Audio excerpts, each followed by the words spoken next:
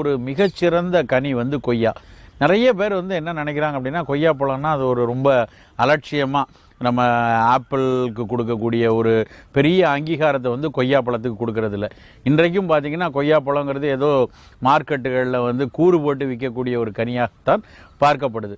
ஆனால் ஒரு ஆப்பிளுக்கு இருக்கக்கூடிய பயனை காட்டிலும், ஒரு ஆரஞ்சு பழத்துக்கு கிடைக்கக்கூடிய பயனை காட்டிலும் இந்த கொய்யாவுக்கு வந்து அந்த அளவுக்கு மருத்துவ பயன் இருக்குது அப்படிங்கிறது சமீப காலத்தில் உணவியல் கருத்துக்கள்லாம் வந்ததுக்கப்புறம் தான் தெரிய வந்துச்சு. நிறைய நமக்கு வந்து வகைகள் இருந்தால் கூட வெள்ளை நிற உள்ளக்குள்ளே நம்ம கடிச்சா வெள்ளை கலரில் இருக்கக்கூடிய கொய்யாவும் சிவப்பு கலர் கொய்யாவும் தான் நிறைய நம்ம பார்க்குறோம். அதில் இப்போ நிறைய ஹைப்ரிடைஸ்டு வகைகள்லாம் கொண்டு வந்துட்டாங்க.